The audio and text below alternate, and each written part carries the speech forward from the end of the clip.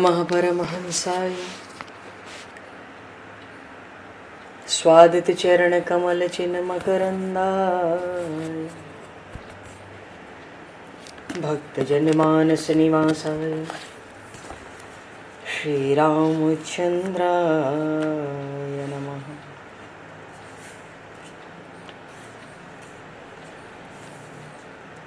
वंदे विदेहतनया पदपुंडरीकं केशौरसौरभसमाहत योगिचेतं हन्तुं प्रतापमनिशं मुनिहंससेव्यं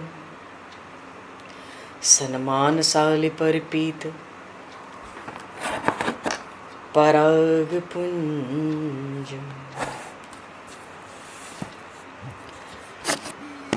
यत्र यत्र रघुनाथकीर्तनं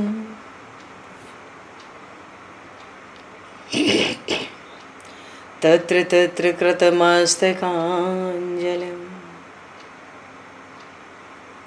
बाष्पवारि परिपूर्णलोचनं मारुतं नमत राक्षसान्तकं कुन्द इंदुसमदेह उमारमण करुणायन जाहि दीन परनेह करहु कृपा मर्दन मयन।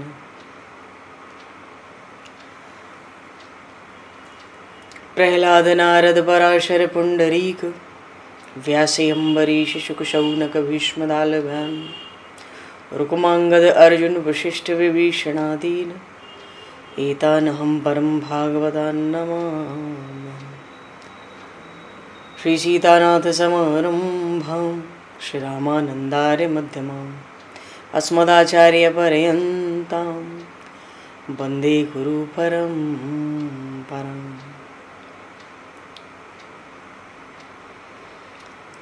वर्णानामर्थ संज्ञानां रसानां छन्दसामपि मंगलानां च कर्तारो वन्दे वाणी विनायकौ।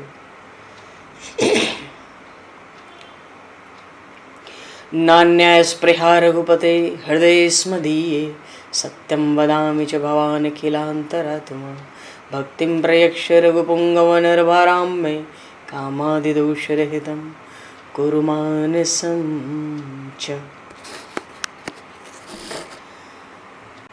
भक्त भक्ति भगवंत गुरु चतुर्नाम वपु एक तिनके पद वंदन के नाशहि विघ्न अनेक। बंधु तुलसी के चरण जिनकी न्यो जग काज कल समुद्र घोरत लगो प्रगट्यो सप्त जहान। श्री गुरु चरण सरोज रज निज मन मुकुर सुधार वर्णो रघुवर विमल यश जोदायक फलचार। हरि शरण। श्री राम जय राम जय जय राम। श्री राम जय राम जय जय राम।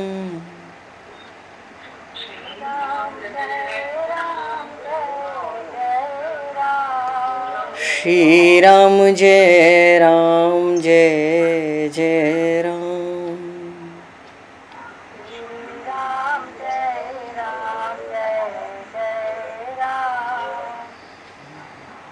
जय सिया राम जय जय हनुमान।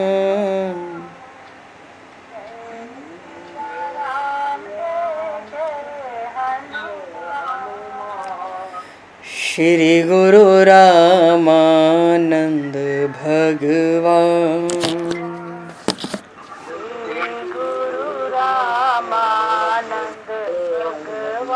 श्री गुरु रामानंद भगवान।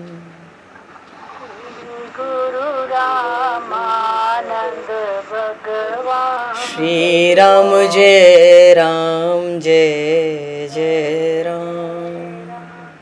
श्री राम जय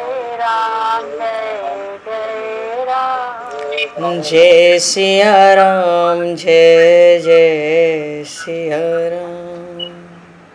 जय सिया राम जय जय सिया राम। जय सिया राम जय जय सिया राम। जय सिया राम जय जय सिया राम। बोली सियावर रामचंद्र भगवान की जय। संपूर्ण राम दरबार की जय। श्री अवध मिथिला धाम की जय। श्री बांके बिहारी लाल की जय। 84 कोस ब्रजमंडल धाम की जय। श्री रामचरितमानस जी महाराज की जय। श्रीमन्नाम महाराज की जय। श्री पंडरीनाथ भगवान की जय। कली पावन अवतार गोस्वामी तुलसीदास जी महाराज की जय। सब संतन की जय, सब भक्तन की जय, समस्त वैष्णवन की जय, समस्त पूर्वाचार्य चरणन की जय, समस्त संप्रदाचार्यन की जय। श्री सद्गुरुदेव भगवान की जय। गंगा मैया की जय, जमुना मैया की जय, सरजू मैया की जय, गौ माता की जय, तुलसी माता की जय, पृथ्वी माता की जय, एकाशी महारानी की जय। जय जय श्री सीताराम, जय जय श्री राधेश्याम। नमः पार्वती पते हर हर महादेव। हरिशरणम। अनंत कोटि ब्रह्मांड नायक सर्वेश्वर पूर्ण परात्पर ब्रह्म असंख्य कल्याण गुणगणलय भक्तवांशा कल्पतरु शरणागत वत्सल भक्त वत्सल दीनबंधु दया सिंधु श्री कौशल्य आनंद वर्धन श्री दशरथ नंदन श्री जानकी कंठभूषण भगवान श्री सीताराम जी महाराज की असीम कृपा करुणा से श्री हनुमान जी महाराज की परम पावन भावमयी सन्निधि में महापुरुषों की भावमयी उपस्थिति में एवं आप सभी श्रद्धालु भक्त वैष्णवों की मंगल सन्निधि में मानव जीवन का सर्वोत्कृष्ट फल भगवत गुणगान भगवत कथा का आनंद हम सभी श्री राम कथा के माध्यम से प्राप्त करने जा रहे हैं। सर्वप्रथम आप सभी भक्त जनों के श्री चरणों में भगवत भाव से सादर वंदन सादर नमन। आप सभी को यथा योग्य जय सिया राम, जय जय श्री राधे हरि श्याम, जय श्री राम।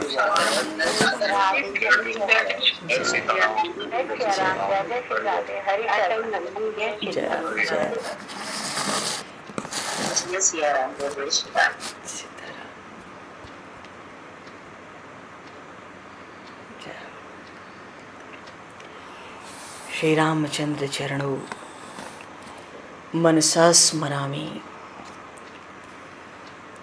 श्री रामचंद्र चरणों वचसा गृणामि। श्री रामचंद्र चरणों शिरसा नमामि। श्री रामचंद्र चरणों शरणं प्रपद्ये। माता रामो मत्पता रामचंद्रः, स्वामी रामो मत्सखा रामचंद्रः, सर्वस्वं मे रामचंद्रो दयालुर्, नान्यं जाने नैव जाने न जाने। मंगलम कौशलेन्द्रस्य महनीय गुणालये, चक्रवर्ती तनुजाय सार्वभौमाय मंगलम। रामं रामानुजं सीतां भरतं भरतानुजं, सुग्रीवं वायुसूनं च प्रणमामि पुनः पुनः। नमोस्तु रामाय स लक्ष्मणाय दिव्यै च तस्मै जनकात्मजाय। पूर्व प्रसंग में श्री रामचरितमानस के सुंदरकांड के विश्राम स्थल पर हम लोग पहुँचे। वहाँ पर गोस्वामी जी कहते हैं, सकल सुमंगलदायक रघुनायक गुणगान। भगवान के नाम और गुणों की अपार महिमा का श्रवण जीव के लिए समस्त मंगलों का, समस्त कल्याण का, समस्त आनंद का मूल है।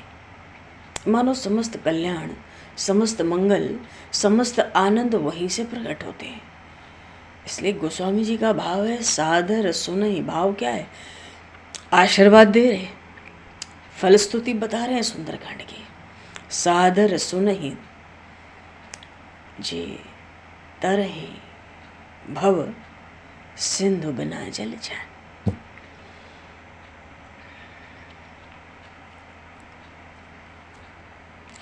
सुंदरकांड के विश्राम स्थल पर समुद्र ने उपाय बताया।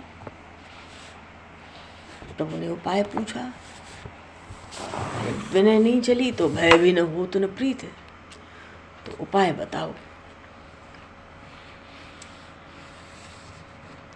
धनुष चढ़ाया था, धनुष मांगा था। चौथे दिन सूर्योदय के बाद 3 दिन 3 रात भगवान श्री राम पश्चिम दिशा की ओर अपने चरण कर कर और अपनी बाईं भुजा को ही अपनी तकिया बनाकर दक्षिण मुख किए लेटे रहे, अनशन करके, अन्न जल सब त्याग। केवल संध्या स्नान के लिए 3 समय उठते थे। तभी तो प्रभु को रोष आया होगा ना।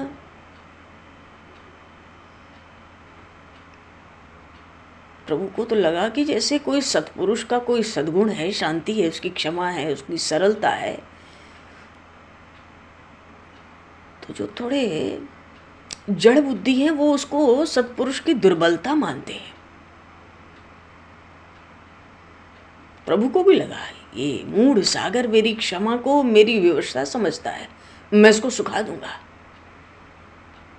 अरे वो तो अखिल भुवन के अधिपति हैं, उनकी तो भ्रकुटी थोड़ी टेढ़ी भी हो जाए तो पर्याप्त है।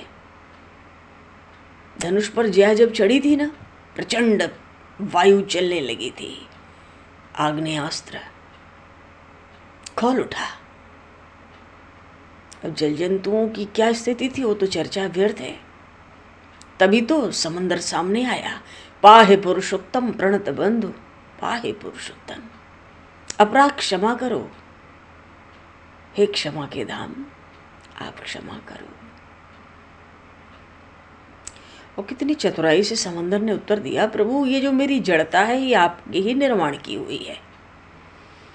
अब आप मर्यादा पुरुषोत्तम ने जो मर्यादा मेरे लिए निश्चित की है उसी को तो मैं मानता रहा, यही अपराध है। भगवान तो निग्रह अनुग्रह सब करने में समर्थ है, सबको शरण देने में समर्थ है, पर प्रभु तो प्रभु है। मेरा ये शर तो अमोघ है, लक्ष्य बताओ। बड़ा शांत स्वर है और आग्नेयास्त्र चढ़ा हुआ है। एक बात है, प्रभु की धनुष पर वो बाण चढ़ा भी रहता ना तो उसके चढ़ने मात्र के प्रभाव से जो जल के जंतु हैं समाप्त हो जाते, क्योंकि समंदर तो बाण चढ़ाते ही खोल उठाता, बाण छोटा तो नहीं था। तो सब लोगों को, समंदर को पीड़ित करने वाले, जहां बाण गिरा वो तो आग्नेयास्त्र था ना, भले समंदर के अंदर गया हो, आग्नेयास्त्र था, तो जहां गिरा वहां मरुस्थल बन गया। तो प्रभु तो एक बाण मारते ऐसे समंदर भी मरुस्थल बन गया होता। जल के भीतर बाण मारा वो स्थान मरुस्थल बन गया था सदा के लिए। और वो क्षेत्र कौन सा है? अरब देशों का वो क्षेत्र आज भी है, बड़ा दुर्गम मरुस्थल। दस्यु थोड़ी मरे थे, वहां की सब वनस्पति औषधि सब भस्म। प्रभु तो मर्यादा पुरुषोत्तम है, कहते हैं हमें सारी सेना को लंका पहुंचाना है। समुद्र कहता आपके प्रभाव से सूख जा सकता हूं, आपकी सेना उस पार चली जाएगी। बड़ा विनम्र, बड़ा नम्र हो गया समुद्र। मानो बात यह है कि यदि आप मर्यादा पुरुषोत्तम मेरी मर्यादा को मिटाकर प्रसन्न हो तो मैं यही करूं, मैं सूख जाऊं। प्रभु ऐसा थोड़ी चाहते हैं, वो तो मर्यादा की स्थापना करने वाले हैं। तुम्हारी मर्यादा रक्षित रहे ऐसा कोई मार्ग बताओ।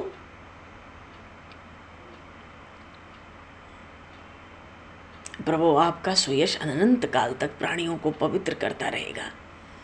आप मुझ पर सेतु निर्माण करके सेना को पार ले जाए, मैं भी शक्ति के अनुसार सहायता करूंगा। प्रभु प्रसन्न हो गए, समुद्र की ओर देखते हैं, सेतु निर्माण। हाँ प्रभु, विश्वकर्मा के पुत्र नल नील महाशिल्पकार हैं, उनके हाथ से स्पर्श हो जाए बड़ा भारी पर्वत, चाहे जितना बड़ा पर्वत हो जल में तैरेगा। प्रभु को अच्छा लगा, स्वीकार कर लिया। आगे का प्रसंग देखो, अब लंका कांड का है। इसकी भी बड़ी, ये लंका कांड भी बहुत अद्भुत है, बड़ा विचित्र। रामायण में 7 कांड है, 7 सोपान, 7 सीढ़ियां। तो प्रथम तो ये 7 मोक्षदायिनी पुरियां ही हैं, अयोध्या, मथुरा, माया, काशी, कांची, अब उज्जैनी, और आखिरी में उत्तरकांड है, द्वारिका, द्वारावती। तो ये जो लंका कांड है ये तो उज्जैनीपुरी है, अवंतिका जिसको कहते हैं। अवंतिका में देखो विक्रम प्रधान है, तो यहाँ लंका कांड में भी तो बल विक्रम ही प्रधान है।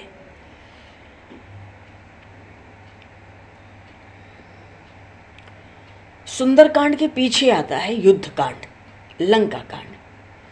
मानो जिसका जीवन सुंदर है वो ही तो राक्षसों को मार सकता है। काम राक्षस है, क्रोध राक्षस है, लोभ राक्षस है, मोह राक्षस है। तो युद्ध कांड में, इस लंका कांड में सब राक्षस मरते हैं।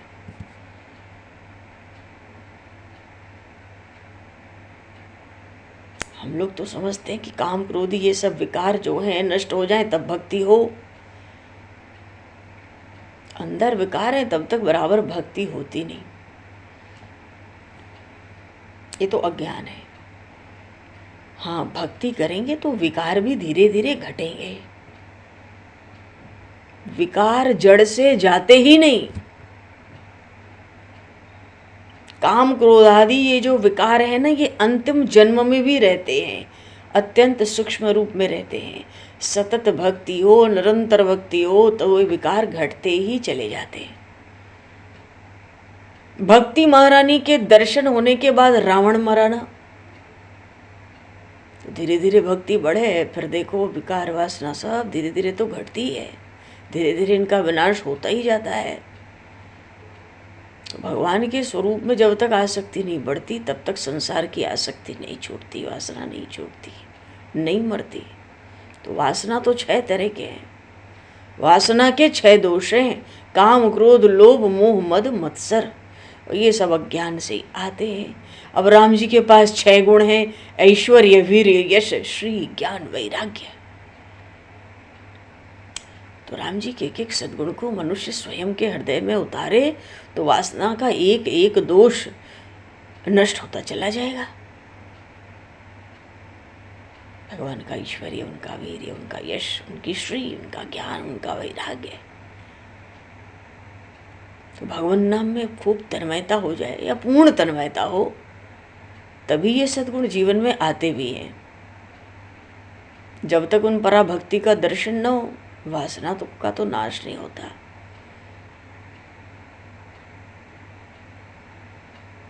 तो सुंदरकांड में तो जीवन को भक्तिमय बनाया जाता है, और पीछे लंका कांड में, युद्ध कांड में राक्षसों का विनाश।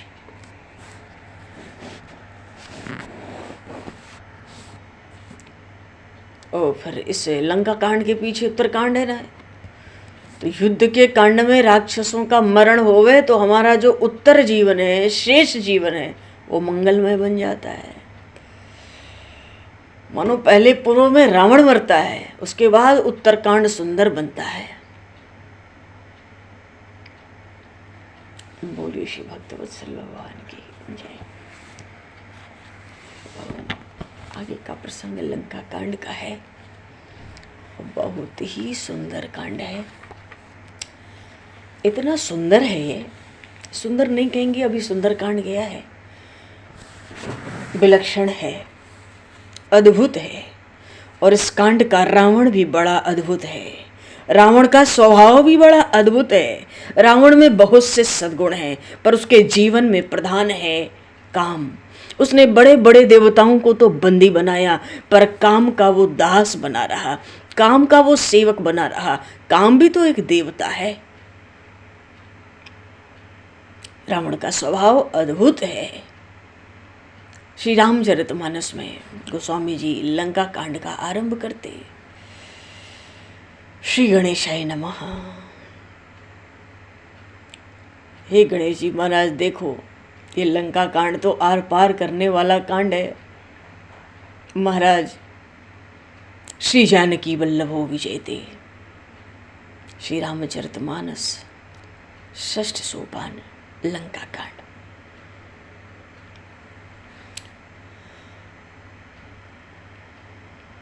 मंगलाचरण में गोस्वामी जी ने प्रभु श्री राम की वंदना की और पीछे भगवान शिव की। आरंभ में तो मंगलाचरण में भगवान शिव की ही मंगलाचरण, उनकी वंदना प्रथम करते आए, पर जब से सुंदरकांड आया, भगवान शिव ही हनुमान जी महाराज के रूप में सेवक बन के आए, तो सुंदरकांड से दूसरी परंपरा चल पड़ी। वो परंपरा ये चल पड़ी कि अब राम जी की वंदना पहले, और चूंकि भगवान शिव स्वरूप श्री हनुमान जी सेवक के रूप में आए, तो उनका वंदन पीछे। बात यह है कि जब सुंदरकांड पूरा हो गया ना, गोस्वामी जी को लंका कांड लिखने की हिम्मत ही नहीं हो रही थी। उन्होंने कलम रख दी। इतनी रामायण है, इतनी कथाएं हैं कि बेअंत। राम अनंत अनंत गुणानी, जन्म कर्म अनंत नामानी, जल सीकर महिरज गन जाई, पर रघुपति चरित न बरन सराई। चलो अभी हम लोग पहले तो फिर चर्चा करेंगे।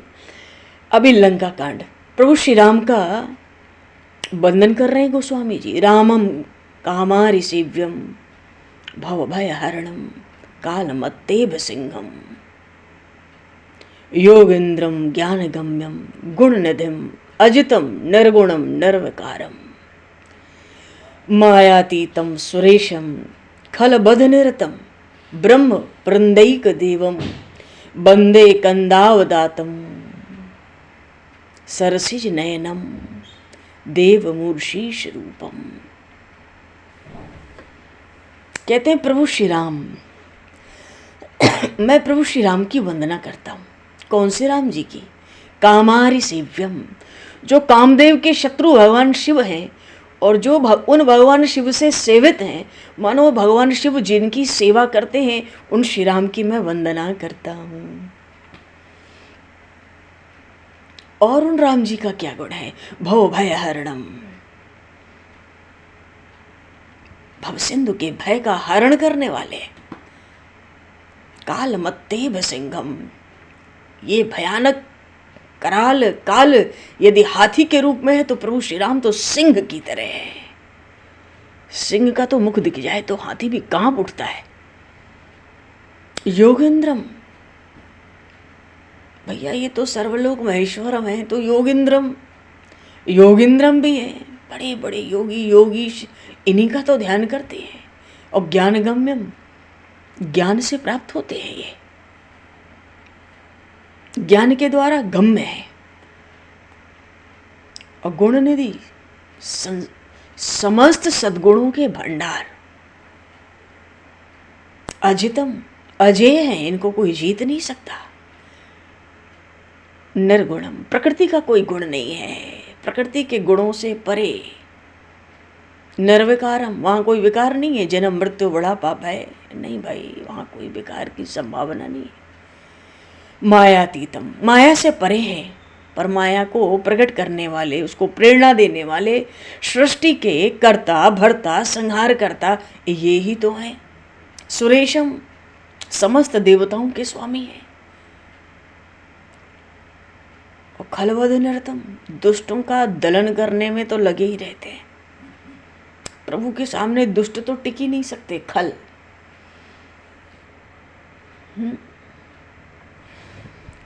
ब्रह्म वृंदैक देवम, ब्राह्मण इनके इष्ट देव है।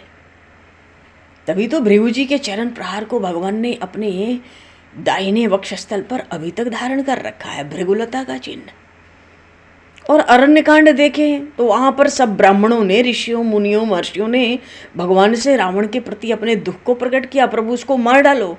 तभी तो भगवान ने वहीं पर तो प्रतिज्ञा की थी, निश्चर कीन करहु मही भुज उठाए प्रण कीन, सकल ऋषिन के आश्रम न जाए जाए सुख दीन। तो ब्रह्म वृंदैक देवम, या तो ब्राह्मण इनके इष्ट देव हैं ही, और फिर ब्राह्मणों ने इनसे प्रार्थना भी तो कई की कि प्रभु हमारा दुख दूर करो। तो ब्राह्मणों के भी प्यारे हैं और ब्राह्मण इनके प्यारे हैं।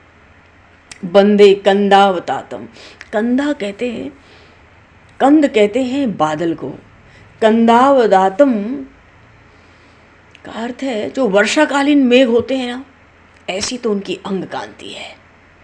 सरसिज नयनम, कमल के समान विशाल नए खिले हुए अभी के कमल।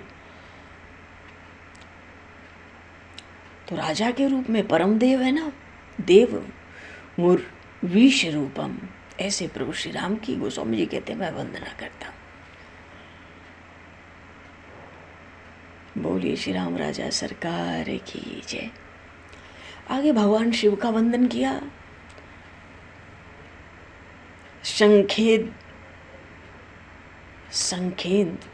वाभमति वसुंदर तनुम, शार्दुल चरमांबरम, काल व्याल कराल भूषण धरम, गंगा शशांक प्रियम, काशीशम कलिकल्म शौघ मनशम,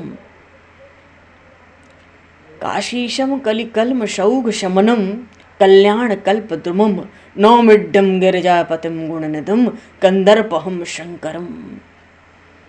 भगवान शिव देखो, नीलवर्ण में तो भगवान श्री राम कैसे सुंदर हैं, और गौरवर्ण में भगवान शिव शंख के समान चिकने, चंद्रमा के समान शीतलता, कपूर के समान हल्की सुगंध आती रहती है।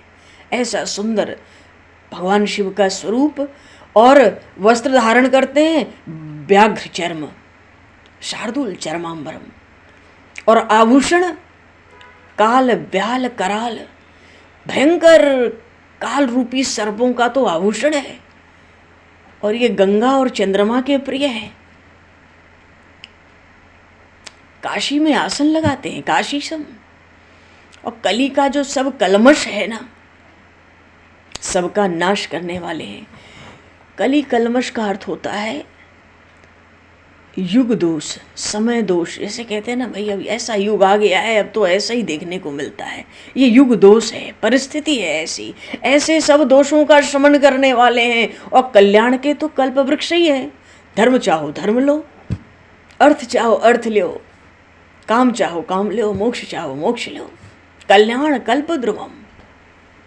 ऐसे भगवान शिव जो गिरजापति हैं, गुणों के भंडार हैं, कामदेव के शत्रु हैं, ऐसे भगवान शिव को हम बारंबार नमस्कार करते हैं। बोलिए श्री गौरी शंकर भगवान की जय। इसलिए गोस्वामी जी कहते हैं यो ददाति सताम शंभु कैवल्यमपि दुर्लभम, खाला नाम दंड कृत्योस्यो शंकर शम तनो तुम्हें। संतों के तो शंभु हैं, मानो संत महापुरुषों का तो कल्याण करने वाले हैं। जो अत्यंत दुर्लभ कैवल्य पद है उसको भी दे देने वाले हैं, महापुरुषों को, संतों को, और दुष्टों को दंड देने वाले हैं। खला नाम दंड करते हो। तो ऐसे जो कल्याणकारी भगवान शंभु हैं वो हमारा भी कल्याण करें, हमारा भी मंगल करें। बोलिए श्री शंकर भगवान की जय।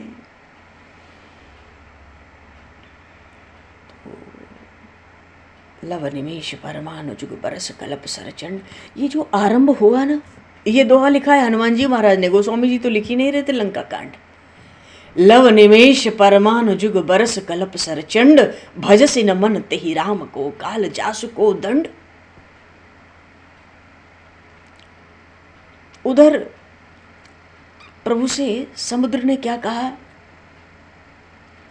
कि भाई नलनील है, आप तैयारी करो, सेतु निर्माण करो। तो प्रभु ने भी सुग्रीव जी की ओर देखा, अब विलंब के कारण कीजिए, अब विलंब केहू काम, करहु सेतु उतरे कटक। अब तो सेतु निर्माण होने दो, सेना को पार उतरने दो। तो ये जो सेतु निर्माण का प्रसंग है, लंका कांड के आरंभ में ही सेतु निर्माण है, और फिर साथ ही साथ भगवान रामेश्वर नाथ की प्रभु श्री राम ने स्थापना भी की। अच्छा, बचपन में नलनील को जो श्राप मिला कि भाई तुम्हारे फेंके हुए पत्थर डूबेंगे नहीं, कोई वस्तु तुम फेंको वो डूबेंगे नहीं, तो ये भी बात थी कि इस विशेषता को तुम प्रकट मत करना, जब कोई तुमसे दूसरा कहे तब इस बात को तुम स्वीकार करना। जैसे हनुमान जी को कहते हैं ना, बल का स्मरण कराना पड़ता है। तो सुग्रीव जी ने पूछा तो नलनील ने स्वीकार किया कि बचपन में हम दोनों भाई बड़े चंचल, आसपास ऋषियों के बहुत आश्रम थे, जहाँ अवसर मिलता तो उनके जो आराध्य देव शालिग्राम होते, कहीं शिवलिंग होते, उठा के फेंक देते, सरोवर में डाल देते, और खूब हम हंसते, हम तालियां बजाते ऋषियों के आने पर, कहते हमने तो बहुत सुंदर स्नान कराया, तुम तो थोड़े थोड़े जल में अभिषेक करते हो, अब जाओ ढूंढो। तो ऋषि दुखी हो गए, श्राप दिया, ये दोनों वानरों के हाथ से जो स्पर्श भी हो जाए शिलाओं का तो वो जल में न डूबे। तो उन महात्माओं ने कोई आहत तो किया नहीं, कोई श्राप तो दिया नहीं, आज वरदान सिद्ध हो गया। नील कहते हैं कि ये उपाय हमारे लिए इतना सौभाग्यदायी वरदान होगा, ये तो हम जानते ही नहीं थे। अपने कुल वृद्धों के आदेश के अनुसार ही हम अब तक मौन थे, तो अब आप वानरों को शिलाओं को लाने का आदेश दें, पर्वतों को लाने का, तो हम दोनों सेतु निर्माण का श्री गणेश करें। अब तो पता पड़ गई, हम लंका पहुंचने के लिए सेतु, समुद्र पर सेतु निर्माण करेंगे। अरे वानर विश्वकर्मा नलनील इसमें समर्थ हैं। सुग्रीव जी ने घोषणा कर दी, सब वानर ले आओ पर्वत, बड़ी बड़ी शिलाएं, विशाल वृक्ष लाकर नलनील को दो, और तुरंत सब अपने अपने काम में लग जाओ। अब तो वानरों में अपार उत्साह, क्या हम सेतु निर्माण करेंगे, समंदर को बांधने जा रहे हैं, अथाह अपार समंदर अब बंधने जा रहा है। तो समुद्र की विशालता देखकर तो अच्छा, नलनील थोड़ा घूमकर स्थान को देख आए। प्रभु श्री राम के द्वारा गणपति पूजन करा दिया, नवग्रह पूजन करा दिया, कार्य संपन्न कराने के लिए शुभ मुहूर्त देख लिया।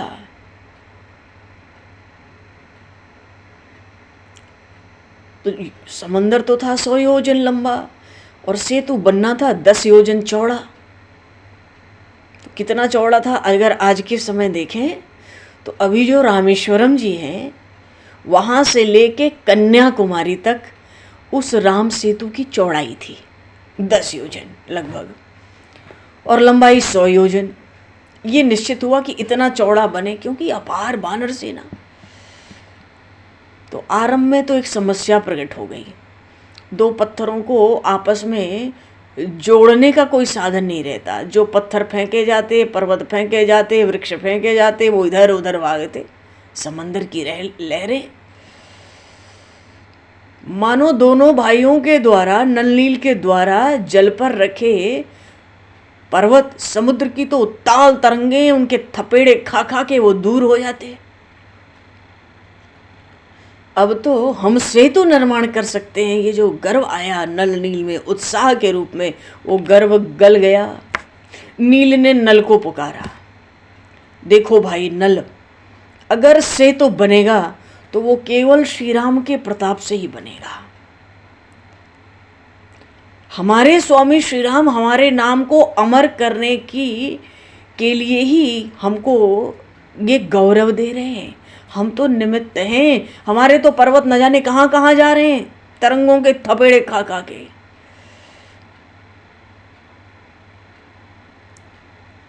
तो हनुमान जी ने युक्ति सुझा दी एक पत्थर पे रा लिखो, एक पर म लिखो,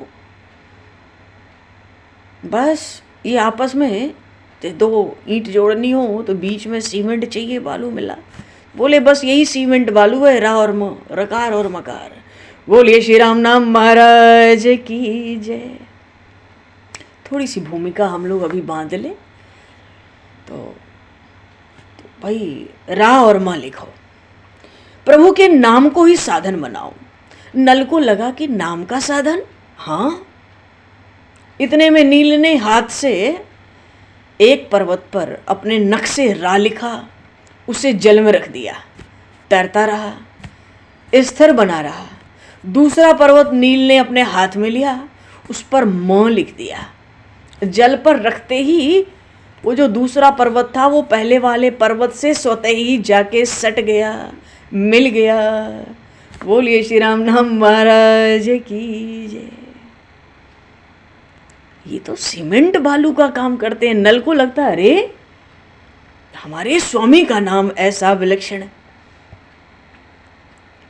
तो नल ने भी यही बात सीख ली, रा लिखो म लिखो, रा लिख के छोड़ दो, म लिखते वो उसी के पास जाएगा चिपक कर। अब चल पड़ा ये क्रम। सागर की तरंगें अब पर्वत शिलाओं के ऊपर नीचे तो भाई हिलती डुलती ही रहती है,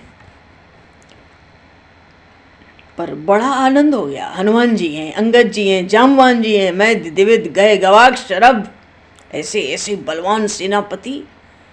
इन्होंने निर्णय किया आस पास के पर्वत तो सामान्य बानरों को लाने के लिए छोड़ दो, हम सब बड़े वो हैं, बलशाली हैं, महापराक्रमी हैं, तो दूर दूर के पर्वत हम लाने चाहिए, हम वहाँ दूर लेने चलें। सब बानरों में बड़ा उत्साह है। सब बानर अपनी शक्ति के अनुसार भारी से भारी शिला या पूरा शिखर ही उठा लाते थे।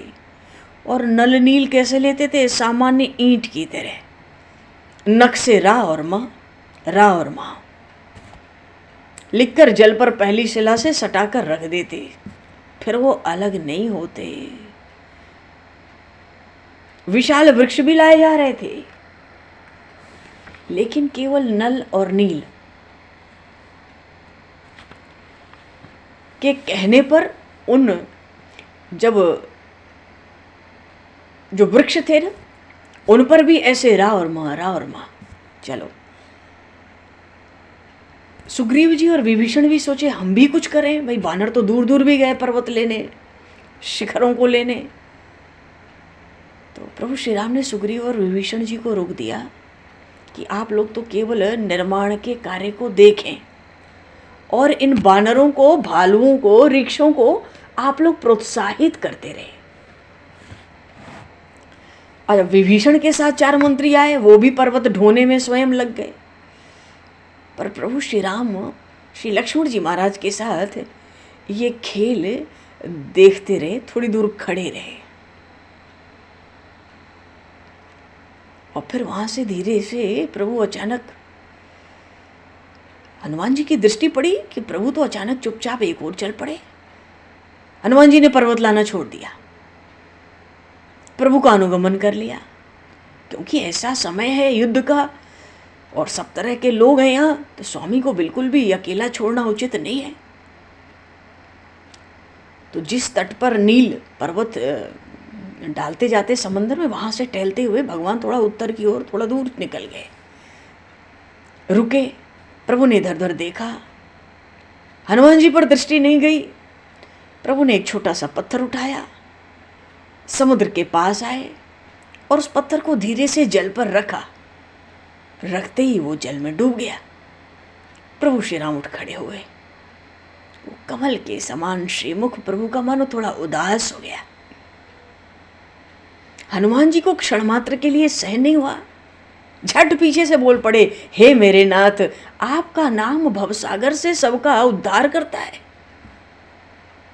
लेकिन आपके ये जो अभय देने वाले कर कमल हैं, ये अभय देने वाले आपके हस्त कमल ही यदि किसी का त्याग कर दें तो वो तो भव सिंधु में डूबेगा ही, वो कहाँ से तैरेगा।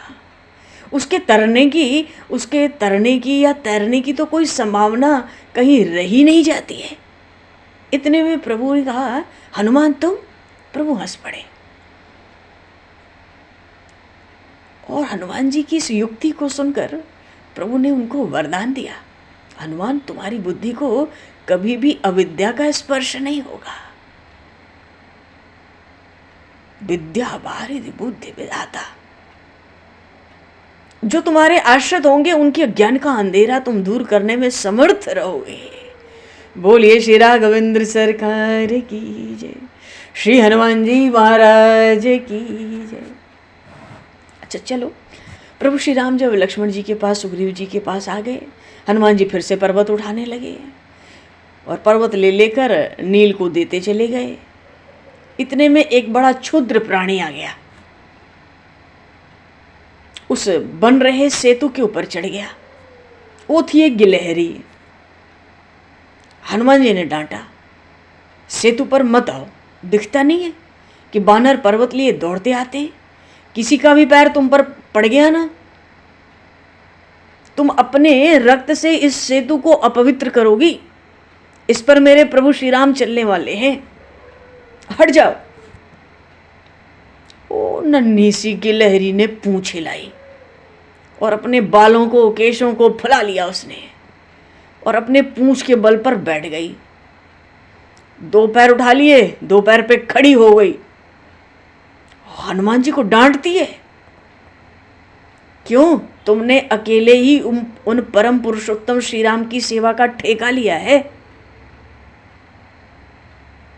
जिसमें बल नहीं है उसे अपनी तुक्ष शक्ति के अनुसार सेवा करने का अधिकार नहीं है क्या? बात यह है कि वो जो एक रामायण है, सुनते हैं बंगाली भाषा में, उसमें ये कथा बड़े विस्तार से भी लिखी है। वो गिलहरी क्या करती, पहले तो जल में लेट जाती समंदर के तट पे, फिर रेत में लौट जाती, खूब जब रेत ले लेती तो जाके दो संधियों पे छोड़ देती, जहाँ रा और म लिखे रहते, बीच में जाके अपने को झाड़ आती शरीर को। रेत गिर जाती, उसको लगता है ये जो संधि हुई है दो पत्थरों की, इससे और पक्की हो जाएगी। वो यही काम करती। तो हनुमान जी को तो उसने फटकार लगा दिया। हनुमान जी को आश्चर्य हुआ। हनुमान जी ने उससे कहा, तुझसे उनकी क्या सेवा संभव है इस समय? गिलहरी कहती, तुम्हें दिखता नहीं है इस सेतु के ऊपर दो पत्थरों के बीच में कितनी संधि है?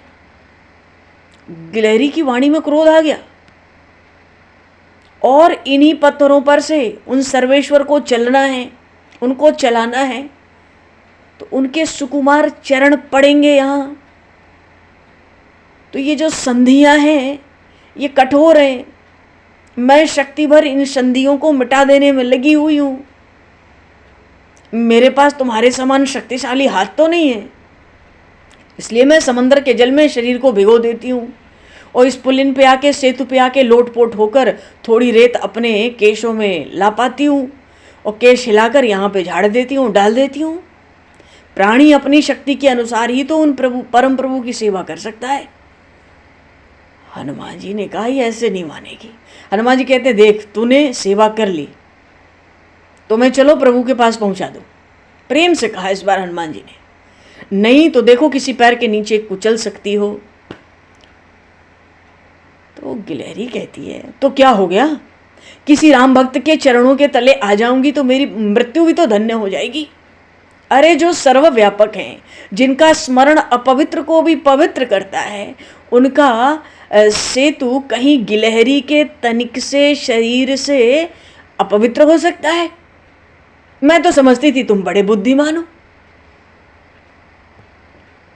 गिलहरी ने मानो हनुमान जी को झड़क दिया।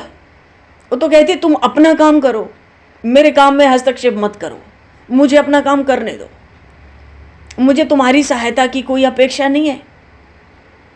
अरे उन दीनबंधु परमात्मा तक, उन दयानाथ, उन दया सागर श्री राम तक पहुंचने में किसी भी तुक्ष प्राणी को क्या कोई प्रतिबंध है?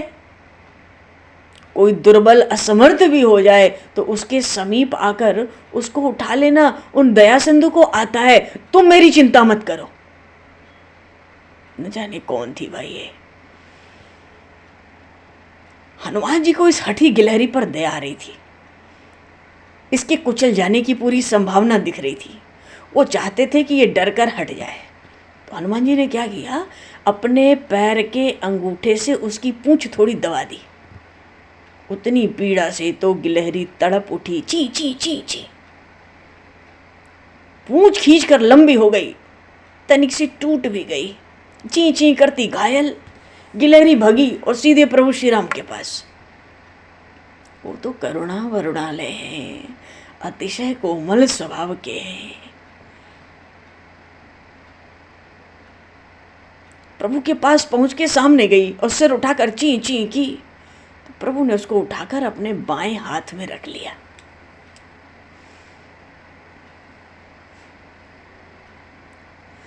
अति कोमल रघुवीर स्वभाव, यद्यपि अखिल विश्व कर राहु। अपने बाएं हाथ में हथेलियों में प्रभु ने उसको उठा लिया और अपने दाहिने हाथ की उंगलियों से उसे स्नेह पूर्वक सहलाने लगे, थपथपाने लगे। क्या हो गया? आज भी प्रभु की 5 उंगलियों के वो चिन्ह गिलहरी की पीठ पर बने रहते और सबके लिए बन गए। आज भी कोई बंदर किसी गिलहरी का अनिष्ट नहीं करता। किसी भी गिलहरी को आज भी कोई बंदर कोई विघ्न नहीं डालता, कोई कष्ट नहीं देता। ये पूरी वंश परंपरा ही चल पड़ी गिलहरियों की। हनुमान जी भी पीछे पीछे आए और जब प्रभु ने हाथ में ले लिया तो जो गिलहरी थी अभी तो ची ची कर रही थी। अब जब हनुमान जी आए और प्रभु ने तो हाथ में उठा रखा है, हनुमान जी की ओर बड़े गर्व से देखती है, छाती चौड़ा करके। प्रभु ने उलाहना दिया, हनुमान तुमने सेवा में लगे इस क्षुद्र प्राणी को पीड़ा दी, ये तुमने अच्छा नहीं किया। हनुमान जी का मस्तक झुक गया। प्रभु कहते हैं, देखो तुम जानते हो मैं राम भक्तों का अपराध क्षमा नहीं करता। और तब से ही आंजनेय, वो जो अंजनी नंदन है, उनका पुक्ष भंग, तो उस समय मानो कोई अनकहा विधान ही बन गया और आज तक वो परंपरा भी वानरों की पूंछ में चलती रही। बोलिए श्री राम राजा सरकार की जय, श्री शरणागत वत्सल भगवान की जय। अच्छा, पहले दिन सेतु का निर्माण कुछ देर से शुरू हुआ तो उस दिन केवल 14 योजन बना, दूसरे दिन 20 योजन बना, तीसरे दिन 21 योजन, चौथे दिन 22 योजन और 5वें दिन 23 योजन बनाकर सीताराम मानो नल नील पूरे 100 योजन समंदर को बांध दिए।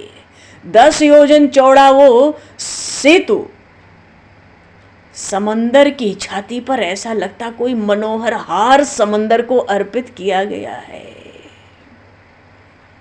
वानरों का उत्साह बढ़ता ही जा रहा है, बढ़ता ही जा रही है। हालांकि उनकी कठिनाई भी बढ़ रही है, उनका परिश्रम भी बढ़ता जा रहा है। आसपास का प्रदेश जो था पर्वतों से खाली हो गया, वृक्षों से खाली हो गया। पर्वत वृक्ष लाने के लिए बहुत दूर दूर जा जाकर लाना पड़ता था। पर ऐसा सेतु निर्माण हुआ, बड़ा उत्साह बढ़ता जा रहा है। सेतु निर्माण का अंतिम दिन था, शाम का समय था और हनुमान जी महाराज तो भाई सुबह से ही हिमालय के शिखर लाने में पड़े थे। विंध्याचल को दूसरों वानरों के लिए छोड़ दिया था। अंतिम बार हिमालय पर द्रोणाचल के शिखर पे जो गोवर्धन पर्वत है उसको उठाने का प्रयत्न किया। आश्चर्य हुआ हनुमान जी को, पूरी शक्ति लगा दी, पर वो सामान्य शिखर हनुमान जी से हिला भी नहीं। बोलिए श्री गिरिराज महाराज की जय। हाँ जी, हनुमान जी को गुस्सा आई, गोवर्धन को फटकार लगाई, तुम्हें अपने पितृ स्थान से इतना मोह है, अपने घर से इतना मोह है मानो चलना नहीं चाहता तू। अरे मैं तुझे ले चलता हूं, परात्पर पुरुष के चरणों का स्पर्श कराऊंगा, ऐसा अवसर मिलेगा। गोवर्धन ने कहा, तुम सच कहते हो? हनुमान जी ने कहा, बिल्कुल। गोवर्धन ने कहा, तुम मुझे उन सर्वेश्वर के दर्शन कराने का वचन दो तो मैं भारीन हो जाता हूं। मैं अपनी इस तपोभूमि को त्याग कर सामान्य मनुष्यों की क्रीड़ा स्थली में जाने का उत्साह अब मुझ में तो तभी आएगा जब दर्शन कराने का तुम वचन दो। तो हनुमान जी ने भी प्रलोभन दिया, प्रभु के चरण स्पर्श भी कराऊंगा, प्रतिज्ञा करता हूं। हनुमान जी ने भी देख लिया था कि वो कोई सामान्य पर्वत नहीं उठा रहे थे। अब की बार तो समूचा चिन्मय दिव्यगिरी। उनको लगा मेरे आराध्य की सेवा में ये भी पहुंचता तो सार्थक हो जाता। पर हनुमान जी महाराज को अभी गोवर्धन, गिरिराज गोवर्धन की भी पूरी कथा तो नहीं समझ आ रही। उत्साह है ना, उत्साह में सबको ले चल रहे हैं, हिमालय के शिखर से उठा लाए, द्रोणाचल से। गोवर्धन जी ने कहा तब ले चलो। हनुमान जी ने उठाया, उनके हाथ पर विराज गए, भारहीन बन गए। शाम का समय हो गया और आते आते सेतु निर्माण कार्य पूरा हो गया था। नल नील उठ के खड़े हो गए, प्रभु सेतु निर्माण हो गया। तो जैसे अभी हनुमान जी आ ही रहे, उधर नल नील ने कह दिया प्रभु सेतु निर्माण पूरा। प्रभु ने आज्ञा दी, जो बानर जहां है वहीं अपने हाथ की शिला या अपने पर्वत को डालकर आ जाए। और ये भी कह दिया दूसरों को भी दौड़कर इस बात की सूचना दे दो। प्रभु का कहना था निर्माण तो हो गया, अब पर्वत वृक्ष जो ला रहा है जहां है वहीं छोड़ दे अब। तो इस आदेश का परिणाम ये हुआ कि विंध्याचल से दक्षिण का पूरा भारत पर्वतीय हो गया, क्योंकि जिसके हाथ में जितने पर्वत थे सबने वहीं छोड़ दिए। तो अभी भी पूरा पर्वतीय क्षेत्र है वो। तो अधिकांश वहाँ का जो प्रदेश है, राज्य है, कोई श्रृंखला थोड़ी है जहाँ के तहाँ अकेले तकेले पड़े हुए हैं पर्वत, ऐसे पर्वतों से भर गया। प्रभु श्री राम का आदेश, जो वानर जहाँ है हाथ का पर्वत वहीं डालकर उनके पास पहुंचे। हनुमान जी ने सुना।